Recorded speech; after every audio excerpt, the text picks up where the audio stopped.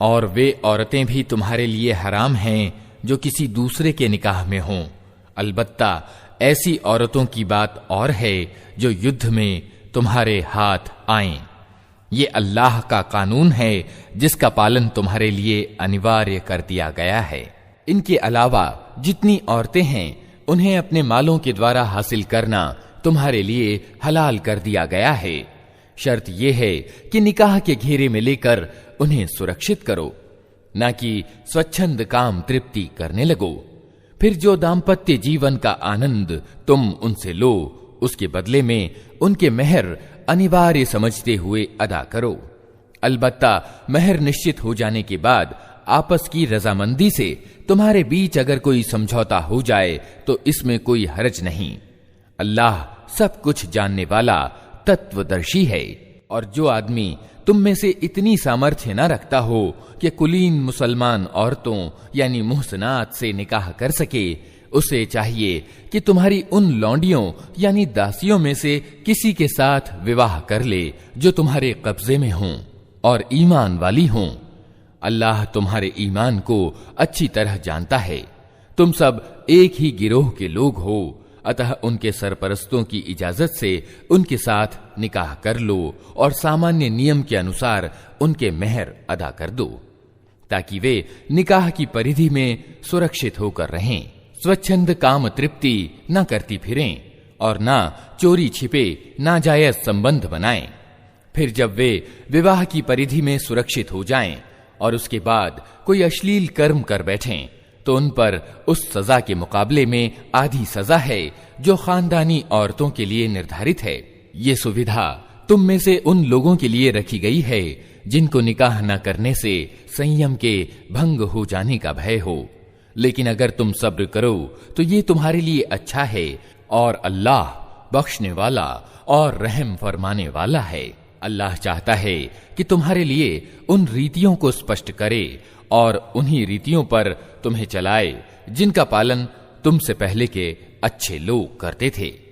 वो अपनी दयालुता के साथ तुम्हारी ओर पलटना चाहता है और वो सब कुछ जानता और गहरी समझ रखता है। हाँ, अल्लाह तो तुम्हारी ओर दयालुता के साथ पलटना चाहता है, मगर जो लोग खुद अपनी वासनाओं के पीछे चल रहे हैं वे चाहते हैं कि तुम सीधे रास्ते से हटकर दूर निकल जाओ। अल्लाह तुम पर से पाबंदियों को हल्का करना चाहता है क्योंकि इंसान कमजोर पैदा किया गया है। ऐ लोगो जो ईमान लाए हो, आपस में एक दूसरे के माल गलत ढंग से ना खाओ। लेन देन होना चाहिए आपस की रजामंदी से और खुद अपनी हत्या ना करो। विश्वास करो कि अल्लाह तुम पर दया रखता है। जो व्यक्ति जुल्म और ज्यादती के साथ ऐसा करेगा उसको हम जरूर ही आग में झोंकेंगे और ये अल्लाह के लिए कोई कठिन काम नहीं है। अगर तुम उन बड़े बड़े गुनाहों से बचते रहो जिनसे तुम्हें रोका जा रहा है तो तुम्हारी छोटी मोटी बुराइयों को हम तुम्हारे हिसाब से हटा देंगे और तुमको इज्जत की जगह में दाखिल करेंगे। और जो कुछ अल्लाह ने तुम में से किसी को दूसरे के मुकाबले में ज्यादा दिया है उसकी तमन्ना ना करो। जो कुछ मर्दों ने कमाया है उसके अनुसार उनका हिस्सा है और जो कुछ औरतों ने कमाया है उसके अनुसार उनका हिस्सा। हाँ, अल्लाह से उसके अनुग्रह की दुआ करते रहो। यकीनन अल्लाह हर चीज का ज्ञान रखता है। और हमने हर उस तरके के हकदार मुकर्रर कर दिए हैं जो माँ बाप और करीबी रिश्तेदार छोड़ें। अब रहे वे लोग जिनके साथ तुम प्रतिज्ञाबद्ध हो तो उनका हिस्सा उन्हें दो। यकीनन हर चीज अल्लाह की निगाह में है। मर्द औरतों के मामले में जिम्मेदार हैं इस आधार पर कि अल्लाह ने उनमें से एक को दूसरे के मुकाबले में आगे रखा है और इस आधार पर कि पुरुष अपने माल खर्च करते हैं। अतः जो भली औरतें हैं वे आज्ञाकारी होती हैं और मर्दों के पीछे अल्लाह की रक्षा और संरक्षण में उनके अधिकारों की रक्षा करती हैं। और जिन औरतों से तुम्हें सरकशी का भय हो उन्हें समझाओ। सोने की जगहों में उनसे अलग रहो और मारो। फिर अगर वे तुम्हारी बात मानने लगें तो अकारण उन पर हाथ चलाने के लिए बहाने तलाश न करो। यकीन रखो कि ऊपर अल्लाह मौजूद है जो बड़ा और सर्वोच्च है। और अगर तुम लोगों को कहीं पति पत्नी के संबंध बिगड़ जाने का अंदेशा हो तो एक फैसला करने वाला मर्द के नातेदारों में से और एक औरत के नातेदारों में से मुकर्रर करो। वे दोनों सुधार करना चाहेंगे तो अल्लाह उनके बीच मेल का रास्ता निकाल देगा। अल्लाह सब कुछ जानता और खबर रखता है। और तुम सब अल्लाह की बंदगी करो, उसके साथ किसी को साझी ना बनाओ। माँ बाप के साथ अच्छा व्यवहार करो, नातेदारों और यतीमों और मुहताजों के साथ अच्छा व्यवहार करो, और पड़ोसी नातेदार से, अपरिचित पड़ोसी से, पहलू के साथी और मुसाफिर से और उन दास दासियों से जो तुम्हारे अधिकार में हों एहसान का मामला रखो। यकीन जानो अल्लाह किसी ऐसे व्यक्ति को पसंद नहीं करता जो डींगे मारने वाला हो और अपनी बड़ाई पर गर्व करे। और ऐसे लोग भी अल्लाह को पसंद नहीं हैं जो कंजूसी करते हैं और दूसरों को भी कंजूसी पर उभारते हैं, और जो कुछ अल्लाह ने अपने अनुग्रह से उन्हें दिया है उसे छिपाते हैं। ऐसे नाशुक्रे लोगों के लिए हमने रुस्वा कर देने वाला अजाब तैयार कर रखा है। और वे लोग भी अल्लाह को पसंद नहीं हैं जो अपने माल सिर्फ लोगों को दिखाने के लिए खर्च करते हैं और हकीकत में न अल्लाह पर ईमान रखते हैं और न आखिरत के दिन पर। सच ये है कि शैतान जिसका साथी हुआ उसे बहुत ही बुरा साथ प्राप्त हुआ। आखिर इन लोगों पर क्या आफत आ जाती अगर ये अल्लाह और आखिरत के दिन को मानते और जो कुछ अल्लाह ने दिया है उसमें से खर्च करते। अगर ये ऐसा करते तो अल्लाह से इनकी नेकी का हाल छिपा ना रह जाता। अल्लाह किसी पर जर्रा बराबर भी जुल्म नहीं करता। अगर कोई एक नेकी करे तो अल्लाह उसे दोगुना करता है और फिर अपनी ओर से बड़ा बदला देता है।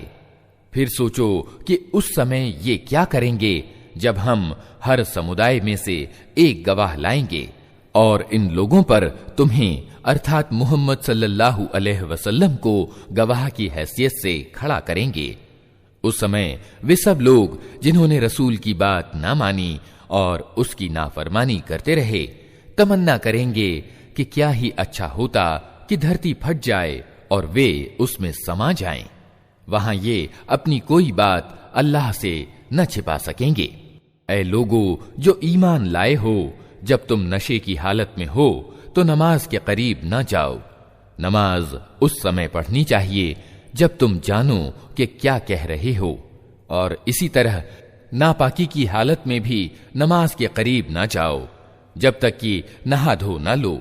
ये और बात है कि रास्ते से गुजरते हो और अगर कभी ऐसा हो कि तुम बीमार हो या सफर में हो या तुम में से कोई शौच करके आए या तुमने औरतों को हाथ लगाया हो और फिर पानी ना मिले तो पाक मिट्टी से काम लो और उससे अपने चेहरों और हाथों पर मसह कर लो, यानी हाथ फेर लो। बेशक अल्लाह नरमी से काम लेने वाला और बख्शने वाला है। तुमने उन लोगों को भी देखा जिन्हें किताब के इल्म का कुछ भाग दिया गया है। वे खुद गुमराही के खरीदार बने हुए हैं और चाहते हैं कि तुम भी गुमराह हो जाओ। अल्लाह तुम्हारे दुश्मनों को खूब जानता है और तुम्हारी सहायता और समर्थन के लिए अल्लाह ही काफी है। जो लोग यहूदी बन गए हैं उनमें कुछ लोग हैं जो शब्दों को उनके स्थान से फेर देते हैं और सत्य धर्म के खिलाफ चोट करने के लिए अपनी जबानों को तोड़ मरोड़ कर कहते हैं, हमने सुना मगर स्वीकार नहीं किया। और सुनिए, आप ऐसे नहीं कि कोई सुनाए और हमारी रियायत करें। हालांकि अगर वे कहते हमने सुना और हमने माना और सुनिए और हमारी ओर ध्यान दें तो ये उन्हीं के लिए अच्छा था और ज्यादा सच्चाई का तरीका था। मगर उन पर तो असत्यवादिता के कारण अल्लाह की फिटकार पड़ी हुई है, इसलिए वे कम ही ईमान लाते हैं। ऐ वे लोगों जिन्हें किताब दी गई थी, मान लो उस किताब को जो हमने अब उतारी है और जो उस किताब की पुष्टि और समर्थन करती है जो तुम्हारे पास पहले से मौजूद थी। इस पर ईमान लाओ इससे पहले कि हम चेहरे बिगाड़कर पीछे फेर दें या उनको उसी तरह फिटकारा हुआ कर दें जिस तरह सब्त वालों के साथ हमने किया था। और याद रखो कि अल्लाह का आदेश लागू होकर रहता है। अल्लाह बस शिर्क यानी साझीदार बनाने ही को माफ नहीं करता, इसके सिवा दूसरे जितने गुनाह हैं वो जिसके लिए चाहता है माफ कर देता है। अल्लाह के साथ जिसने किसी और को साझी ठहराया उसने तो बहुत ही बड़ा झूठ रचा और बड़े सख्त गुनाह की बात की। तुमने उन लोगों को भी देखा जो अपने पवित्र आत्मा होने का बहुत दम भरते हैं, हालांकि पवित्रता तो अल्लाह ही जिसे चाहता है प्रदान करता है, और इन्हें जो पवित्रता नहीं मिलती तो वास्तव में इन पर जर्रा बराबर भी जुल्म नहीं किया जाता। देखो तो सही, ये अल्लाह पर भी झूठा इल्जाम घड़ने से नहीं चूकते और इनके खुले गुनहगार होने के लिए यही एक गुनाह बहुत है। क्या तुमने उन लोगों को नहीं देखा जिन्हें किताब के इल्म में से कुछ हिस्सा दिया गया है और उनका हाल ये है कि निराधार चीजों और तागूत यानी फसादी को मानते हैं और अधर्मियों के बारे में कहते हैं कि ईमान लाने वालों से तो यही ज्यादा सही रास्ते पर हैं। ऐसे ही लोग हैं जिन पर अल्लाह ने लानत की है, और जिस पर अल्लाह लानत कर दे फिर तुम उसका कोई सहायक ना पाओगे। क्या हुकूमत में उनका कोई हिस्सा है? अगर ऐसा होता तो ये दूसरों को एक फूटी कौड़ी तक न देते। फिर क्या ये दूसरों से इसलिए ईर्ष्या करते हैं कि अल्लाह ने उन्हें अपने अनुग्रह से नवाज दिया? अगर ये बात है तो उन्हें मालूम हो कि हमने तो इब्राहिम की संतान को किताब और गहरी समझ दी और महान राज्य प्रदान कर दिया, मगर उनमें से किसी ने माना और कोई उससे मुंह मोड़ गया, और मुंह मोड़ने वालों के लिए तो बस जहन्नम की भड़कती हुई आग ही काफी है। जिन लोगों ने हमारी आयतों को मानने से इनकार कर दिया है उन्हें जरूर ही हम आग में झोंकेंगे, और जब उनके बदन की खाल गल जाएगी तो उसकी जगह दूसरी खाल पैदा कर देंगे ताकि वे अच्छी तरह अजाब का मजा चखें। अल्लाह बड़ी सामर्थ्य रखता है और अपने फैसलों को व्यवहार में लाने की हिकमत को खूब जानता है। और जिन लोगों ने हमारी आयतों को मान लिया और अच्छे कर्म किए उनको हम ऐसे बागों में दाखिल करेंगे जिनके नीचे नहरें बहती होंगी, जहां वे हमेशा हमेशा रहेंगे, और उनको पाकीज़ा पत्नियां मिलेंगी और उन्हें हम घनी छांव में रखेंगे। मुसलमानों, अल्लाह तुम्हें आदेश देता है कि अमानतों को अमानत वालों को सौंपो, और जब लोगों के बीच फैसला करो तो इंसाफ के साथ करो। अल्लाह तुमको निहायत अच्छी नसीहत करता है और यकीनन अल्लाह सब कुछ सुनता और देखता है। ऐ लोगो जो ईमान लाए हो, बात मानो अल्लाह की और बात मानो रसूल की और उन लोगों की जो तुम में से आदेश देने के अधिकारी हों। फिर अगर तुम्हारे बीच किसी मामले में झगड़ा खड़ा हो जाए तो उसे अल्लाह और रसूल की ओर फेर दो। अगर तुम वास्तव में अल्लाह और आखिरत के दिन पर ईमान रखते हो, यही एक सही कार्य प्रणाली है और परिणाम की दृष्टि से भी अच्छा है। ऐ नबी, तुमने देखा नहीं उन लोगों को जो दावा तो करते हैं कि हमने मान लिया है उस किताब को जो तुम्हारी ओर उतारी गई है और उन किताबों को जो तुमसे पहले उतारी गई थीं, मगर चाहते ये हैं कि अपने मामलों का फैसला कराने के लिए बढ़े हुए फसादी की ओर जाएं, जबकि उन्हें फसादी से इनकार करने का आदेश दिया गया था। शैतान उन्हें भटकाकर सीधे मार्ग से बहुत दूर ले जाना चाहता है, और जब उनसे कहा जाता है कि आओ उस चीज की ओर जो अल्लाह ने उतारी है और आओ रसूल की ओर, तो इन मुनाफिकों यानी पाखंडियों को तुम देखते हो कि ये तुम्हारी ओर आने से कतराते हैं। फिर उस समय क्या होता है जब इनके अपने हाथों की लाई हुई मुसीबत इन पर आ पड़ती है, उस समय ये तुम्हारे पास कस्में खाते हुए आते हैं और कहते हैं कि अल्लाह की कसम, हम तो सिर्फ भलाई चाहते थे और हमारी नीयत तो ये थी कि दोनों गिरोहों में किसी तरह की संगति बैठ जाए। अल्लाह जानता है जो कुछ इनके दिलों में है। इनसे किनारा मत करो, इन्हें समझाओ और ऐसी नसीहत करो जो इनके दिलों में उतर जाए। इन्हें बताओ कि हमने जो भी रसूल भेजा है इसीलिए भेजा है कि अल्लाह की अनुमति से उसकी आज्ञा का पालन किया जाए। अगर उन्होंने ये नीति अपनाई होती कि जब ये अपने आप पर जुल्म कर बैठे थे तो तुम्हारे पास आ जाते और अल्लाह से माफी मांगते और रसूल भी इनके लिए माफी की प्रार्थना करते, तो यकीनन अल्लाह को माफ करने वाला और रहम करने वाला पाते। नहीं ए नबी, तुम्हारे रब की कसम, ये कभी ईमान वाले नहीं हो सकते जब तक कि अपने आपस के मतभेदों में ये तुमको फैसला करने वाला न मान लें। फिर जो कुछ तुम फैसला करो उस पर अपने दिलों में भी कोई तंगी ना पाएं, बल्कि स्वेच्छा पूर्वक स्वीकार कर लें। अगर हमने इन्हें आदेश दिया होता कि अपने आप को मारो या अपने घरों से निकल जाओ, तो इनमें से थोड़े ही आदमी ऐसा करते। हालांकि जो नसीहत इन्हें की जाती है, अगर ये उसे व्यवहार में लाते तो ये इनके लिए ज्यादा अच्छाई और ज्यादा जमाव का कारण सिद्ध होता। और जब ये ऐसा करते तो हम इन्हें अपनी ओर से बहुत बड़ा बदला देते और इन्हें सीधा रास्ता दिखा देते।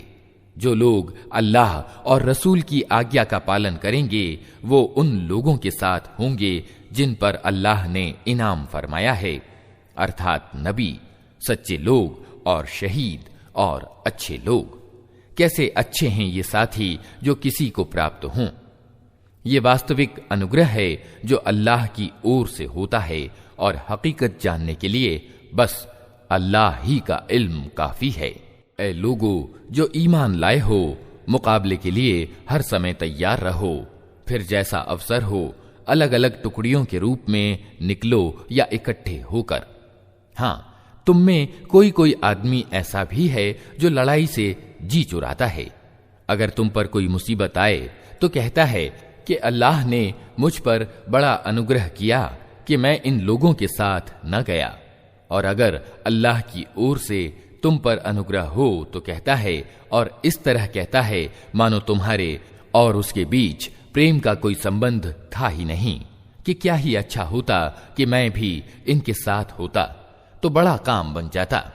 ऐसे लोगों को मालूम हो कि अल्लाह के मार्ग में लड़ना चाहिए उन लोगों को जो आखिरत के बदले दुनियावी जिंदगी को बेच दें। फिर जो अल्लाह के मार्ग में लड़ेगा और मारा जाएगा या विजयी रहेगा, उसे जरूर हम बड़ी मजदूरी प्रदान करेंगे। आखिर क्या कारण है कि तुम अल्लाह के मार्ग में उन बेबस मर्दों, औरतों और बच्चों के लिए ना लड़ो जो कमजोर पाकर दबा लिए गए हैं और फरियाद कर रहे हैं कि ऐ हमारे रब, हमको इस बस्ती से निकाल जिसके निवासी जालिम हैं, और अपनी ओर से हमारा कोई समर्थक और सहायक पैदा कर दे। जिन लोगों ने ईमान का रास्ता अपनाया है वे अल्लाह के मार्ग में लड़ते हैं, और जिन्होंने अधर्म का मार्ग अपनाया है वे बढ़े हुए फसादी की राह में लड़ते हैं। अतः शैतान के साथियों से लड़ो और यकीन जानो कि शैतान की चालें वास्तव में बहुत ही कमजोर हैं। तुमने उन लोगों को भी देखा जिनसे कहा गया था कि अपने हाथ रोके रखो और नमाज कायम करो और ज़कात दो। अब जो उन्हें लड़ाई का आदेश दिया गया तो उनमें एक गिरोह का हाल ये है कि लोगों से ऐसा डर रहे हैं जैसा अल्लाह से डरना चाहिए, या कुछ इससे भी बढ़कर। कहते हैं, ऐ हमारे रब, ये हम पर लड़ाई का आदेश क्यों लिख दिया? क्यों न हमें अभी कुछ और मोहलत दी? इनसे कहो, सांसारिक जीवन पूंजी थोड़ी है और आखिरत एक अल्लाह से डरने वाले इंसान के लिए ज्यादा बेहतर है, और तुम पर जुल्म एक जर्रा बराबर भी न किया जाएगा। रही मौत, तो जहां भी तुम हो वो हर हाल में तुम्हें आकर रहेगी, चाहे तुम कैसी ही मजबूत इमारतों में हो।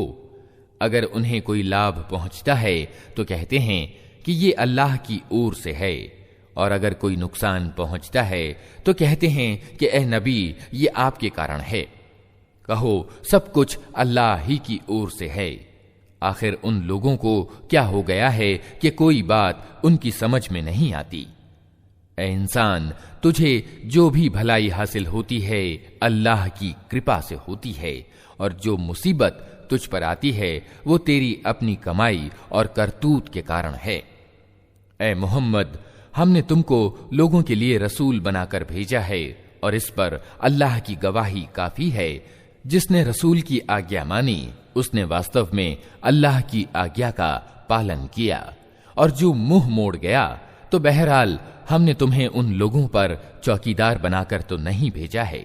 वे मुंह पर कहते हैं कि हम आज्ञाकारी हैं, मगर जब तुम्हारे पास से निकलते हैं तो उनमें से एक गिरोह रातों को इकट्ठा होकर तुम्हारी बातों के खिलाफ मशविरे करता है। अल्लाह उनकी ये सारी कानाफूसियां लिख रहा है। तुम उनकी परवाह न करो और अल्लाह पर भरोसा रखो, वही भरोसे के लिए काफी है। क्या ये लोग कुरान पर विचार नहीं करते? अगर ये अल्लाह के सिवा किसी और की ओर से होता तो इसमें बहुत कुछ बेमेल बयान पाया जाता। ये लोग जहां कोई निश्चिंतता या भय की खबर सुन पाते हैं उसे लेकर फैला देते हैं। हालांकि अगर ये उसे रसूल और अपने समुदाय के जिम्मेदार लोगों तक पहुंचाएं तो उससे ऐसे लोग बाखबर हो जाएं जो इनके बीच इस बात की योग्यता रखते हैं कि उससे सही नतीजा निकाल सकें। तुम लोगों पर अल्लाह का अनुग्रह और दयालुता न होती तो तुम्हारी कमजोरियां ऐसी थीं कि गिने चुने थोड़े लोगों के सिवा तुम सब शैतान के पीछे लग गए होते। अतः ए नबी, तुम अल्लाह की राह में लड़ो। तुम अपने आप के सिवा किसी और के लिए जिम्मेदार नहीं हो। अलबत्ता ईमान वालों को लड़ने के लिए उकसाओ। असंभव नहीं कि अल्लाह अधर्मियों का जोर तोड़ दे। अल्लाह का जोर सबसे अधिक प्रबल और उसकी सजा सबसे ज्यादा सख्त है। जो भलाई की सिफारिश करेगा वो उसमें से हिस्सा पाएगा, और जो बुराई की सिफारिश करेगा वो उसमें से हिस्सा पाएगा। और अल्लाह हर चीज पर निगाह रखने वाला है। और जब कोई आदर के साथ तुम्हें सलाम करे तो उसको उससे ज्यादा अच्छे ढंग से जवाब दो, या कम से कम उसी तरह। अल्लाह हर चीज का हिसाब लेने वाला है। अल्लाह वो है जिसके सिवा कोई ईश नहीं है। वो तुम सबको उस क़यामत के दिन इकट्ठा करेगा जिसके आने में कोई संदेह नहीं। और अल्लाह की बात से बढ़कर सच्ची बात और किसकी हो सकती है? फिर ये तुम्हें क्या हो गया है कि मुनाफिकों यानी कपटाचारियों के बारे में तुम्हारे बीच दो मत पाए जाते हैं। हालांकि जो बुराइयां उन्होंने कमाई हैं उनके कारण अल्लाह उन्हें उल्टा फेर चुका है। क्या तुम चाहते हो कि जिसे अल्लाह ने सीधे रास्ते पर नहीं लगाया उसे तुम रास्ते से लगा दो? हालांकि जिसको अल्लाह ने रास्ते से भटका दिया उसके लिए तुम कोई रास्ता नहीं पा सकते। वे तो ये चाहते हैं कि जिस तरह वे खुद अधर्मी हैं उसी तरह तुम भी अधर्मी हो जाओ, ताकि तुम और वे सब समान हो जाएं। अतः उनमें से किसी को अपना मित्र ना बनाओ जब तक कि वे अल्लाह के रास्ते में घर बार छोड़कर ना आ जाएं। और अगर वे घर बार छोड़ने यानी हिजरत से बाज रहें तो जहां पाओ उन्हें पकड़ो और कत्ल करो, और उनमें से किसी को अपना दोस्त और मददगार न बनाओ। हाँ, उन मुनाफिकों यानी कपटाचारियों से इस आदेश का संबंध नहीं जो किसी ऐसी कौम से जा मिलें जिसके साथ तुम्हारा समझौता है। इसी प्रकार उन मुनाफिकों यानी कपटाचारियों का मामला भी इससे अलग है जो तुम्हारे पास आते हैं और लड़ाई से उनका मन खिन्न हो चुका है।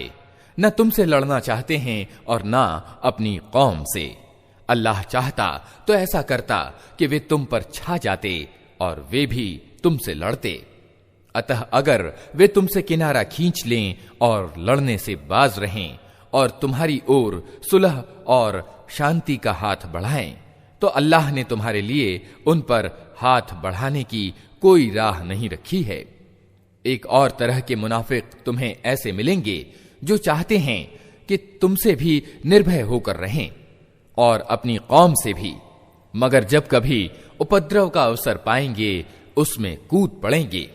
ऐसे लोग अगर तुम्हारे मुकाबले से बाज न रहें और सुलह और शांति तुम्हारे सामने न रखें और अपने हाथ न रोकें, तो जहां वे मिलें उन्हें पकड़ो और मारो।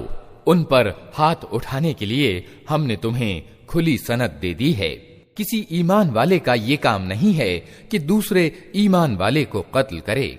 ये और बात है कि उससे चूक हो जाए, और जो आदमी किसी ईमान वाले को गलती से कत्ल कर दे तो इसके गुनाह का कफारा ये है कि एक ईमान वाले आदमी को गुलामी से आजाद करे, और जो कत्ल हुआ उसके वारिसों को इसका खून बहा दे।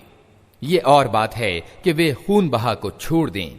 लेकिन अगर वो मुसलमान कत्ल होने वाला किसी ऐसी कौम से था जिससे तुम्हारी दुश्मनी हो, तो इसका कफारा एक ईमान वाले गुलाम को आजाद करना है।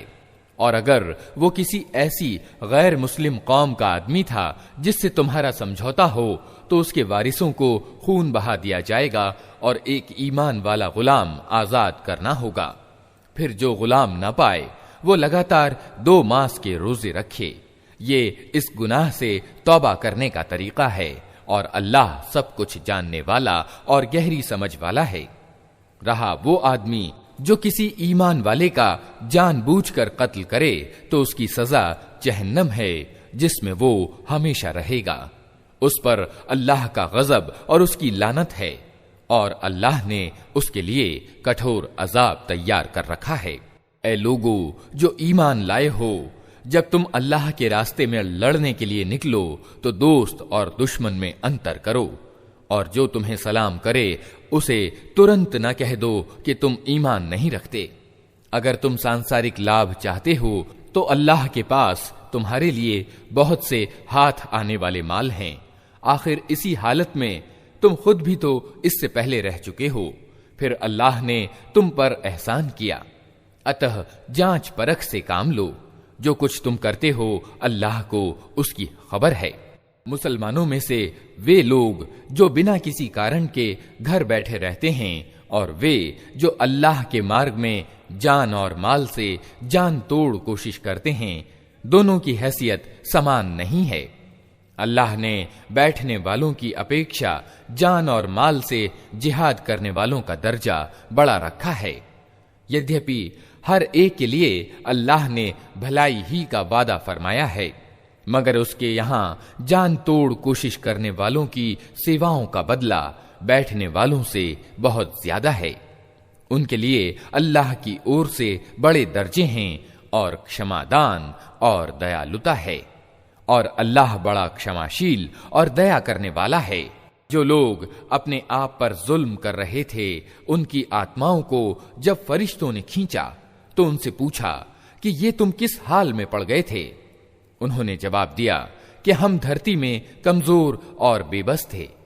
फरिश्तों ने कहा, क्या अल्लाह की धरती विस्तृत न थी कि तुम उसमें घर बार छोड़कर कहीं चले जाते? ये वे लोग हैं जिनका ठिकाना जहन्नम है, और वो बड़ा ही बुरा ठिकाना है। हाँ, जो मर्द, औरतें और बच्चे वास्तव में बेबस हैं और निकलने का कोई मार्ग और साधन नहीं पाते, बहुत संभव है कि अल्लाह उन्हें माफ कर दे। अल्लाह बड़ा माफ करने वाला और छोड़ देने वाला है। जो कोई अल्लाह के मार्ग में घर बार छोड़कर निकलेगा, वो धरती में पनाह लेने की बहुत जगह और गुजर बसर के लिए बड़ी गुंजाइश पाएगा। और जो अपने घर से सब कुछ छोड़कर अल्लाह और रसूल की ओर निकले, फिर रास्ते ही में उसकी मौत हो जाए, उसका बदला अल्लाह के जिम्मे अनिवार्य हो गया। अल्लाह बहुत क्षमाशील और दयावान है। और जब तुम लोग सफर के लिए निकलो तो इसमें कोई हरज नहीं अगर नमाज को संक्षिप्त कर दो, विशेषतः जबकि तुम्हें भय हो कि अधर्मी तुम्हें सताएंगे, क्योंकि वे खुल्लम खुल्ला तुम्हारी दुश्मनी पर तुले हुए हैं। और ए नबी, जब तुम मुसलमानों के बीच हो और लड़ाई की हालत में उन्हें नमाज पढ़ाने खड़े हो, तो चाहिए कि उनमें से एक गिरोह तुम्हारे साथ खड़ा हो और अपने हथियार लिए रहे। फिर जब वो सजदा कर ले तो पीछे चला जाए, और दूसरा गिरोह जिसने अभी नमाज नहीं पढ़ी है आकर तुम्हारे साथ पढ़े, और वो भी चौकन्ना रहे और अपने हथियार लिए रहे, क्योंकि अधर्मी इस ताक में हैं कि तुम अपने हथियारों और अपने सामानों की ओर से तनिक असावधान हो तो वे तुम पर एक साथ टूट पड़ें। अलबत्ता अगर वर्षा के कारण तकलीफ होती हो या बीमार हो तो हथियार रख देने में कोई हरज नहीं, मगर फिर भी चौकन्ने रहो। यकीन रखो कि अल्लाह ने अधर्मियों के लिए अपमानजनक यातना यानी अजाब तैयार कर रखी है। फिर जब नमाज से फारिग हो जाओ तो खड़े और बैठे और लेटे हर हाल में अल्लाह को याद करते रहो, और जब खतरा टल जाए तो पूरी नमाज पढ़ो। नमाज वास्तव में ऐसा फर्ज है जो समय की पाबंदी के साथ ईमान वालों के लिए अनिवार्य किया गया है। इस गिरोह का पीछा करने में कमजोरी ना दिखाओ। अगर तुम तकलीफ उठा रहे हो तो तुम्हारी तरह वे भी तकलीफ उठा रहे हैं, और तुम अल्लाह से उस चीज की उम्मीद रखते हो जिसकी वे उम्मीद नहीं रखते। अल्लाह सब कुछ जानता है और वो गहरी समझ वाला है। ए नबी, हमने ये किताब हक के साथ तुम्हारी ओर उतारी है ताकि जो सीधा रास्ता अल्लाह ने तुम्हें दिखाया है उसके अनुसार लोगों के बीच फैसला करो। तुम विश्वासघाती लोगों की ओर से झगड़ने वाले न बनो और अल्लाह से क्षमा की प्रार्थना करो। वो बड़ा क्षमाशील और दयावान है। जो लोग खुद अपने साथ विश्वासघात करते हैं तुम उनका पक्ष न लो। अल्लाह को ऐसा आदमी पसंद नहीं है जो विश्वासघाती और पापी हो। ये लोग इंसानों से अपनी करतूतों को छिपा सकते हैं मगर अल्लाह से नहीं छिपा सकते। वो तो उस समय भी इनके साथ होता है जब ये रातों को छिपकर उसकी इच्छा के विरुद्ध मशविरे करते हैं। इनके सारे कर्मों को वो अपनी परिधि में लिए हुए है। हाँ, तुम लोगों ने इन अपराधियों की ओर से सांसारिक जीवन में तो झगड़ा कर लिया, पर क़यामत के दिन इनके लिए अल्लाह से कौन झगड़ा करेगा? आखिर वहां कौन इनका वकील होगा? अगर कोई आदमी बुरा काम कर बैठे या खुद अपने पर जुल्म कर जाए और इसके बाद अल्लाह से क्षमा की प्रार्थना करे तो अल्लाह को क्षमाशील और दयावान पाएगा। मगर जो बुराई कमा ले तो उसकी ये कमाई उसी के लिए वबाल होगी। अल्लाह को सब बातों की खबर है और वो गहरी समझ वाला है और सर्वज्ञ है। फिर जिसने कोई खता या गुनाह करके उसका इल्जाम किसी निरपराध पर थोप दिया, उसने तो बड़े लांछन और खुले गुनाह का बोझ समेट लिया। ए नबी, अगर अल्लाह का अनुग्रह तुम पर ना होता और उसकी दयालुता तुम्हारे साथ न होती तो उनमें से एक गिरोह ने तो तुम्हें भ्रम में डालने का फैसला कर ही लिया था। हालांकि वास्तव में वे खुद अपने सिवा किसी को भ्रम में डाल नहीं रहे थे और तुम्हारा कोई नुकसान नहीं कर सकते थे। अल्लाह ने तुम पर किताब और हिकमत यानी तत्वदर्शिता उतारी है और तुमको वो कुछ बताया है जो तुम जानते न थे, और उसका अनुग्रह तुम पर बहुत है। लोगों की खुफिया कानाफूसियों में बहुधा कोई भलाई नहीं होती। हाँ, अगर कोई छिपे रूप से दान या किसी भले काम के लिए उकसाए या लोगों के मामले में सुधार के लिए किसी से कुछ कहे तो ये अलबत्ता भली बात है, और जो कोई अल्लाह की खुशी चाहने के लिए ऐसा करेगा उसे हम बड़ा बदला देंगे। मगर जो आदमी रसूल के विरोध पर कटिबद्ध हो और ईमान वालों के रास्ते के सिवा किसी और राह पर चले जबकि उस पर सीधा मार्ग स्पष्ट हो चुका हो, तो उसको हम उसी ओर चलाएंगे जिधर वो खुद फिर गया, और उसे जहन्नम में झोंकेंगे जो सबसे बुरा ठिकाना है। अल्लाह के यहाँ बस शिर्क यानी अनेकेश्वरवाद ही की माफी नहीं है, इसके सिवा और सब कुछ माफ हो सकता है जिसे वो माफ करना चाहे। जिसने अल्लाह के साथ किसी को साझी ठहराया वो तो गुमराही में बहुत दूर निकल गया। वे अल्लाह को छोड़कर देवियों को माबूद यानी उपास्य बनाते हैं। वे उस विद्रोही शैतान को माबूद बनाते हैं जिस पर अल्लाह की फिटकार पड़ी है।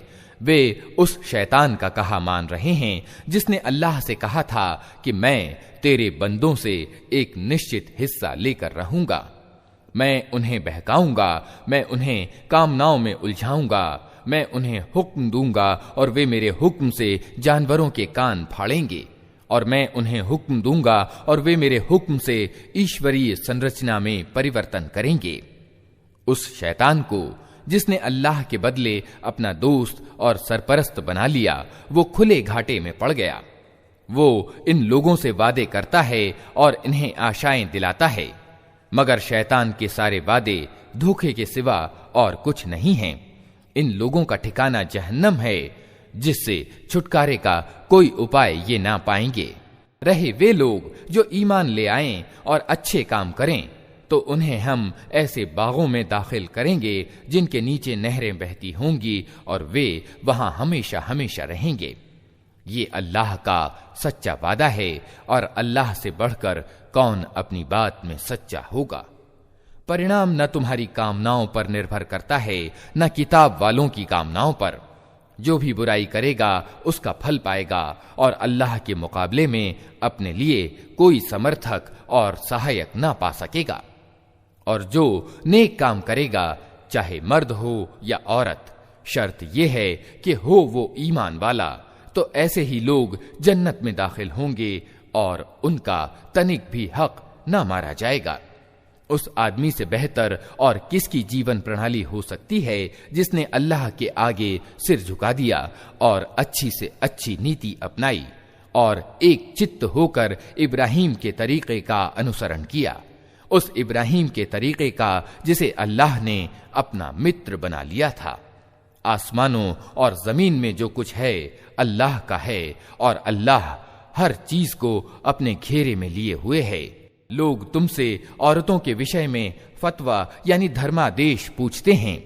कहो, अल्लाह तुम्हें उनके मामले में आज्ञा देता है और साथ ही वे आदेश भी याद दिलाता है जो पहले से तुमको इस किताब में सुनाए जा रहे हैं, अर्थात वे आदेश जो उन यतीम लड़कियों के संबंध में हैं जिनके हक तुम अदा नहीं करते और जिनके निकाह करने से तुम बाज रहते हो, या लालच के कारण तुम खुद उनसे निकाह कर लेना चाहते हो, और वे आदेश भी जो उन बच्चों के संबंध में हैं जो बेचारे कोई जोर नहीं रखते।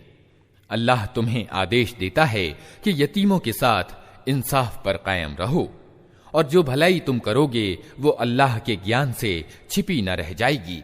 अगर किसी औरत को अपने पति से दुर्व्यवहार या बेरुखी का खतरा हो तो कोई हर्ज नहीं कि पति और पत्नी कुछ हक की कमी बेशी पर आपस में समझौता कर लें।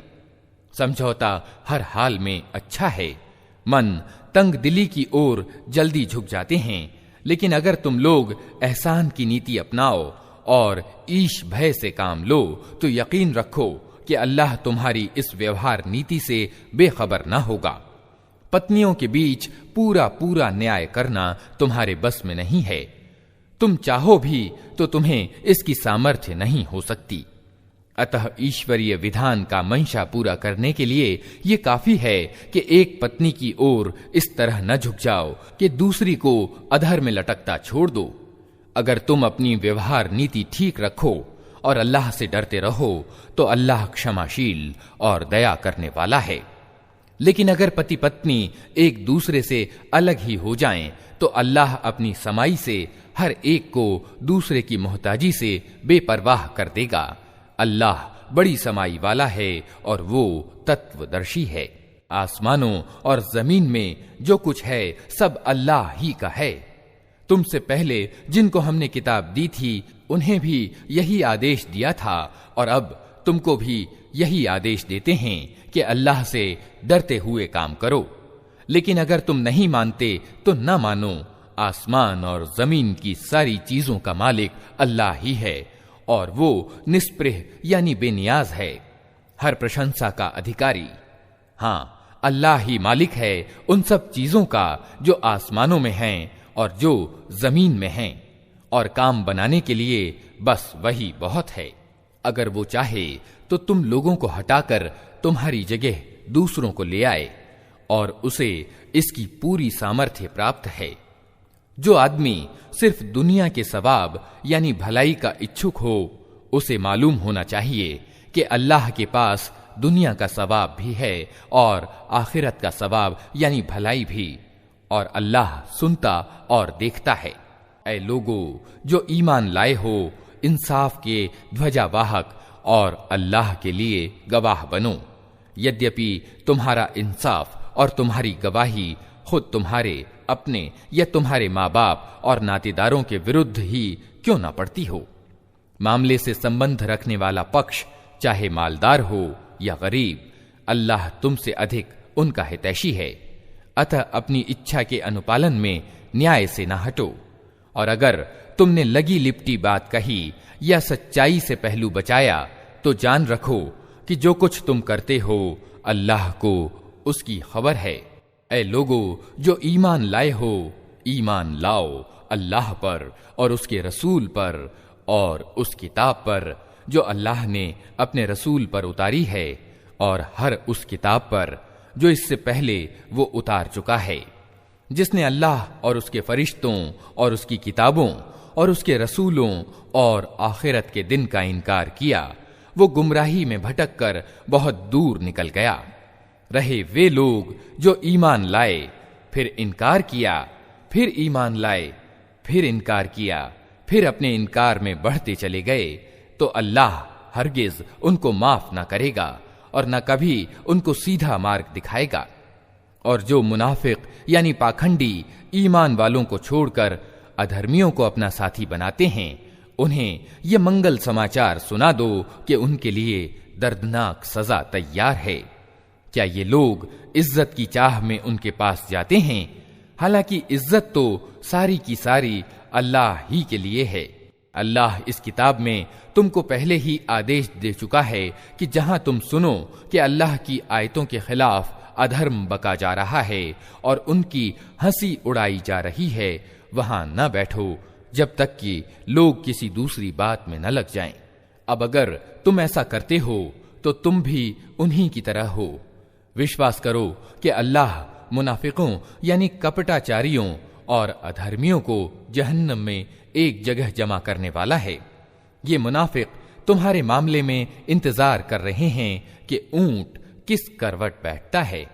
अगर अल्लाह की ओर से विजय तुम्हारी हुई तो आकर कहेंगे कि क्या हम तुम्हारे साथ न थे।